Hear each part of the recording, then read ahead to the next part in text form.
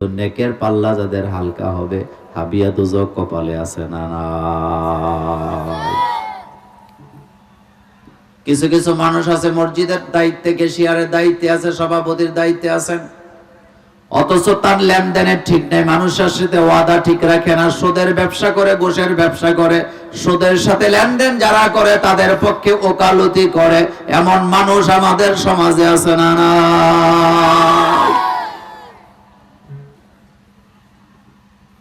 আজকের মাহফিল থেকে একটা প্রতিজ্ঞা করেন, আগামী দিন থেকে রমজান শুরু হবে আমাদের বাংলাদেশে, নেক অনেক বেশি না হোক, কিন্তু আমাদের দ্বারা যেন কোনো গুনাহ না হয়। এই প্রতিজ্ঞা পরিবারের সবারই নিয়ে করার দরকার আছে না না। আল্লাহ কিন্তু কোয়ালিটি দেখবেন, আল্লাহ কিন্তু কোয়ান্টিটি দেখবেন না। আল্লাহ বলেন, বান্দারে আমি তো অন্তরেরটা নেই, আমি তো মুখেরটা নেই নাই। মুখে মুখে মোমেন, অন্তরেতে মুনাফিক, এমন মানুষ সমাজে আছে না না। আল্লাহ কোনটা নেয়? অন্তর। বলেন কোনটা নেয়? অন্তরেরটা নেয়। ইন্নাল্লাহ লা ইয়ানজুরু ইলা সুওয়ারিকুম, আমি তো তোমার চেহারা কত সুন্দর এদিকে তাকাই না, বরং আমি তোমার কলবের দিকে তাকাই। তোমার হৃদয়ে যদি আমি আল্লাহ থাকি, তাহলে আমি আল্লাহ তোমাকে মাফ করে দিই। 5টা শব্দ, গুরুত্বপূর্ণ শব্দ আছে। এই 5টা জিকির, 5টা শব্দ যদি আপনার ঘরে থাকে, আপনার বাচ্চাদের জবানে, আপনার স্ত্রীর জবানে, আপনার মেয়ের জবানে, আপনার মায়ের জবানে, আপনার বোনের জবানে, আপনার নিজের জবানে যদি থাকে, কয়টা শব্দ জোরে বলেন? তাহলে বুঝতে পারবেন আপনার ঘরে ইসলাম আছে, আপনার ঘরে আল্লাহর রহমত আছে, বরকত আছে। আর যদি এই 5টা শব্দ মুখে মুখে না পাওয়া যায়, তাহলে বুঝবেন আপনার ঘরে ঠিক মতো ইসলাম নাই। কয়টা শব্দ? 1 নাম্বার, আপনার ঘরের প্রত্যেক সদস্য যদি কাজে কর্মে, খাওয়ার সময়, পড়ার সময় বলে বিসমিল্লাহ। কি বলে? জোরে কর না। কি বলে? আপনার বাচ্চাটা কিন্ডারগার্টেনে পড়ে, স্কুলে পড়ে, মাদ্রাসায় পড়ে, আপনি তারে মৌজা পড়াইতেছেন, অথবা সে যদি মৌজাটা, জুতাটা পরার সময় বলে বিসমিল্লাহ, তাহলে বুঝবেন আপনার ঘরে ইসলাম আছে। আপনার স্ত্রী রান্না করতে যায় চুলা জ্বালাইতেছে, অথবা লাকড়িটা চুলার মধ্যে দিচ্ছেন, তিনি যদি বিসমিল্লাহ বলে রান্নাটা শুরু করে, আপনি বুঝবেন আপনার ঘরে ইসলাম আছে। আপনি খেতে বসেছেন, সবাইকে নিয়ে বিসমিল্লাহ বলে যদি খাওয়া শুরু করেন, বুঝবেন ইসলাম আছে। যদি বিসমিল্লাহ না থাকে, ইসলামও নাই, বরকত নাই। এটা কার কথা?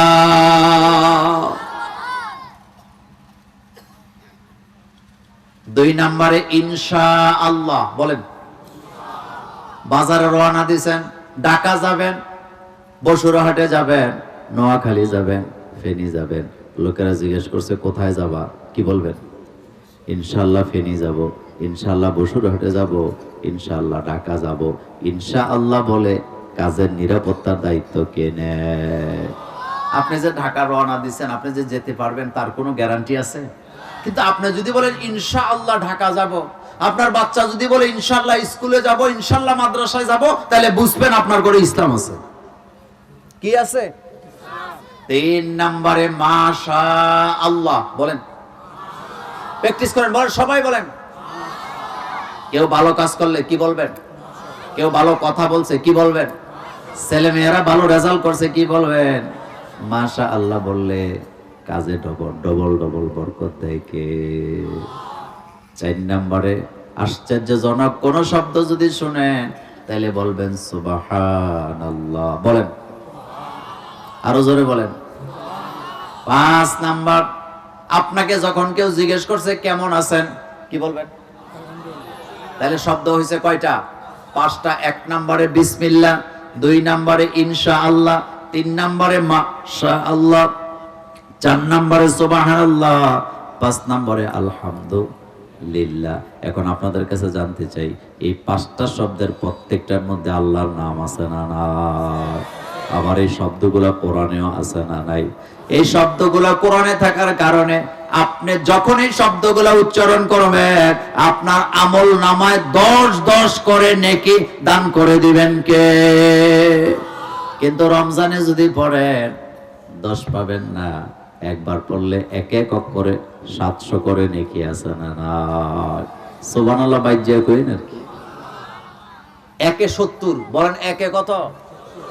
70 করে আল্লাহ দিবেন। তাহলে শব্দ কয়টা একটু বলেন তো? বিসমিল্লাহ, ইনশাআল্লাহ, মাশাআল্লাহ, সুবহানাল্লাহ, আলহামদুলিল্লাহ। বাংলাদেশে একজন বিতর্কিত লেখিকা ছিলেন, তিনি এখন বাংলাদেশে নাই। কয়েকদিন আগে সে আলহামদুলিল্লাহর বিরুদ্ধে একটা লেখা লিখছে। কিসের বিরুদ্ধে লিখছে? সে লিখছে যে 70 দশকের পর থেকে বাঙালিরা আলহামদুলিল্লাহ বলা শিখছে। যেদিন থেকে বাঙালিরা আলহামদুলিল্লাহ বলা শিখছে সেদিন থেকে বাংলাদেশে পচন ধরছে। নাউজুবিল্লাহ বাইজে কই না? বাংলাদেশে কি ধরছে? আচ্ছা, আপনারা যারা মুরব্বী আছেন বলেন তো, আলহামদুলিল্লাহ শব্দটার মধ্যে কি দুর্গন্ধ আছে? আসতে কয়, আরো জোরে বলেন। এটার মধ্যে কি মারামারি কথা আছে? এটার মধ্যে কি সাম্প্রদায়িক উস্কানিমূলক কোনো বক্তব্য আছে? এটার মধ্যে কি গালি আছে? বরং এই শব্দটার মধ্যে কি জেহাদ আছে? কিন্তু এই শব্দটার মধ্যে সন্তুষ্টি আছে না নাই? তো কেউ যদি সন্তুষ্ট চিত্তে বলে আলহামদুলিল্লাহ, আর তার কাছে যদি মনে হয় যে এটা পচন ধরছে, তাহলে বুঝতে হবে ছাগলে কি না খায়, পাগলে কি না কয়। কারণ মাথা যখন ঠিক থাকে না, আবল তাবল মুখ দিয়ে আসে না নাই? আমি এই জায়গায় কথাটা এইভাবে বললাম, এখন থেকে বাড়িতে, স্কুলে, মাদ্রাসায়, বাজারে, ঘাটে, বিমানে, বাস স্টেশনে, রেল স্টেশনে, সব জায়গায় এই 5টা শব্দ আসতে হবে না জোরে হবে? আর আমরা চালাক আছি, ভাত খাইতে বসে উনি কিন্তু বিসমিল্লাহ বলে নাই, ভুলে গেছে। আরেকজন কয় কি ও বিসমিল্লাহ বললা না যে?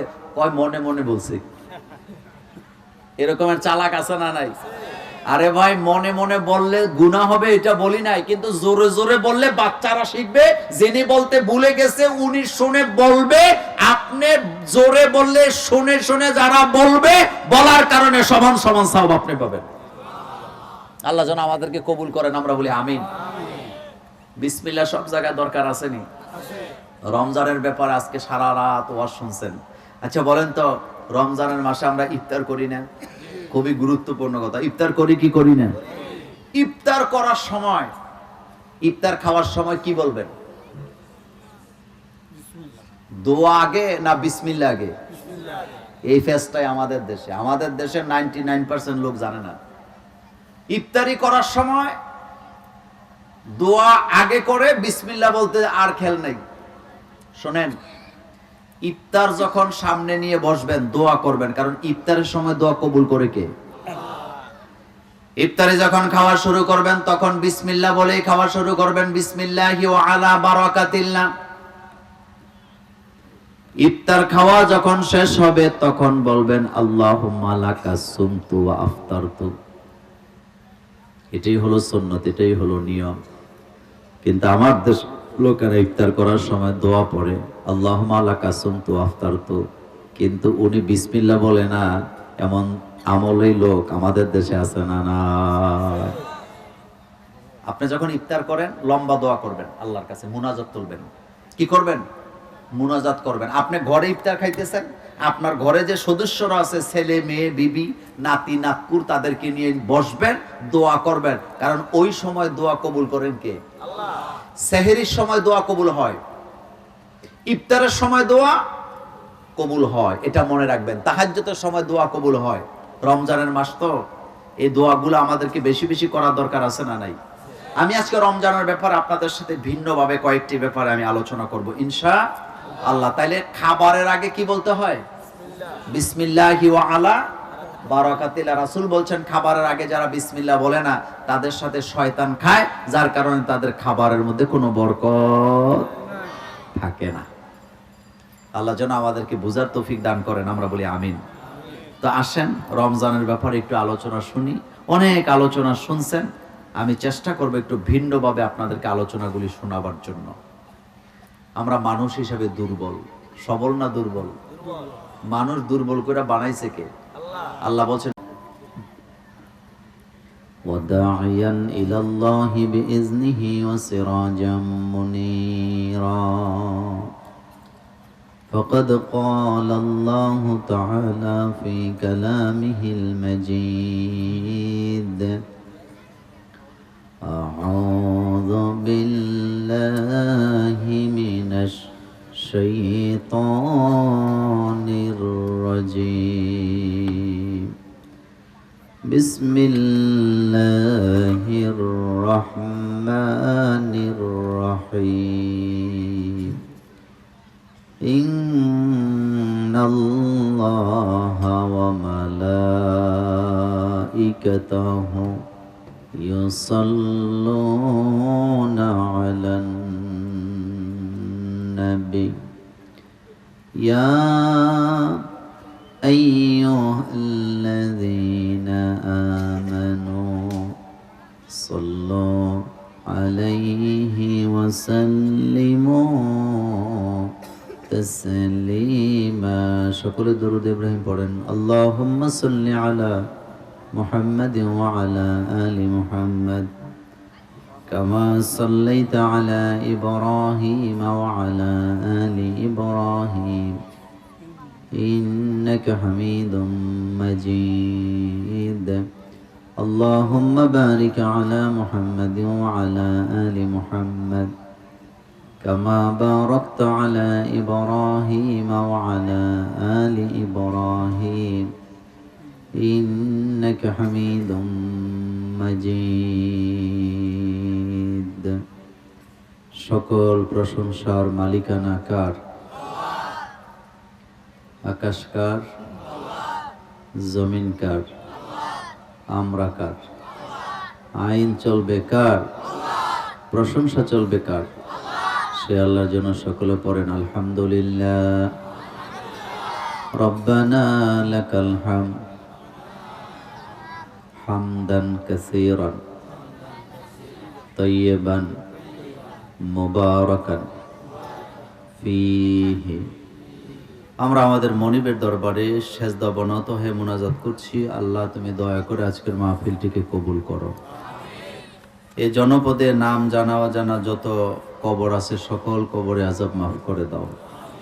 যে যত দূর থেকে এসছেন আল্লাহ সকলকে কদমে কদমে নেক দান করে দাও। আজকের মাহফিল মাহমুদা খাতুন জামে মসজিদের উদ্যোগে দক্ষিণ রামপুর বামনি কলেজ রোড কোম্পানিগঞ্জ নোয়াখালী আজকের এই আয়োজন। আজকের মাহফিলের সভাপতিত্ব করছেন পদম অধিবেশনে সর্বজনাব আবুল কাশেম সাহেব, সভাপতি অত্র মসজিদ। আর একজন সভাপতি বর্তমানে আছেন জনাব মুয়াজ্জম হোসেন, সাবেক সভাপতি অত্র মসজিদ। ইসলামী সঙ্গীত পরিবেশন করেছেন আমার অত্যন্ত স্নেহের অনুজ হাফেজ মাওলানা আব্দুল করিম, সাবেক সহকারী পরিচালক আলামিন শিল্পগোষ্ঠী। সার্বিক সহযোগিতায় মোহাম্মদ সেলিম, সালামান্তে মাহফিল কমিটি। আজকের মাহফিলে কথা বলেছেন আমার পরিচিত মুখ মাওলানা ইয়াসির মোল্লা সাহেব, প্রধান শিক্ষক খায়রুল উলুম রাজ্জাকিয়া ইসলামিয়া মাদ্রাসা। কথা বলেছেন মাওলানা গাজী আব্দুল্লাহ আল নোমান, খতিব মাহমুদা খাতুন জামে মসজিদ, প্রধান শিক্ষক হযরত আবু হুরায়রা রাদিয়াল্লাহু তাআলা আনহু ইসলামিয়া মাদ্রাসা। আমার আগে যিনি লম্বা সময় কথা বলেছেন হাজার হাজার আলেমের ওস্তাদ, আমাদের মাথার তাজ, আমাদের ভালোবাসার মানুষ, শ্রদ্ধাভাজন মুহতারাম মাওলানা ফয়জুল্লাহ সাহেব, সাবেক অধ্যক্ষ বসুরহাট ইসলামিয়া কামিল মাদ্রাসা। আমরা দোয়া করি আল্লাহ যেন সকল আয়োজনকে কবুল করেন। দেখেন, আগামী দিন থেকে আমাদের রোজা শুরু হবে ইনশাআল্লাহ। রোজার মাসে বরকত কম না বেশি? খাওয়াতেও বরকত, আবার আমলেও কি বরকত। বরকতটা কে দেয়?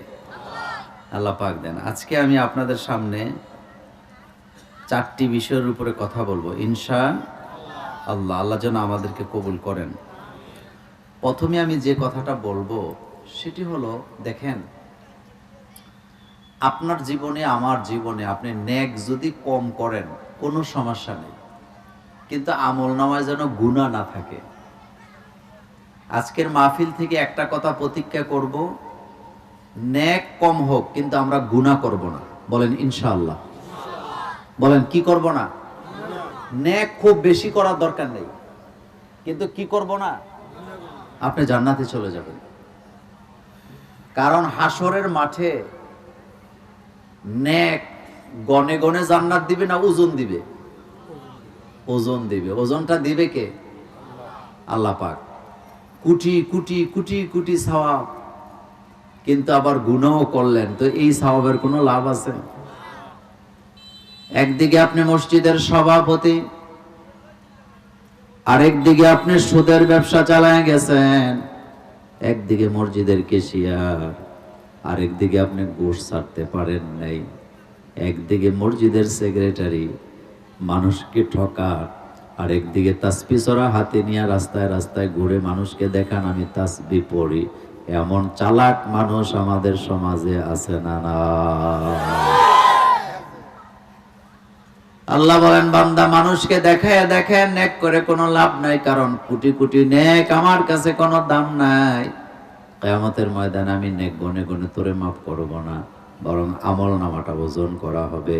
ফা আম্মা মান সাকুলাত মাওয়াজিনুহু ফাহুয়া ফি আইশাতির রাদিয়া ওয়া আম্মা মান খাফফাত মাওয়াজিনুহু ফা উম্মুহু হাবিয়া। নেকের পাল্লাটা যাদের ভারী হবে আল্লাহ তাদের প্রতি রাজি হবেন, তাদেরকে মাফ করে জান্নাত দিবেন। কিন্তু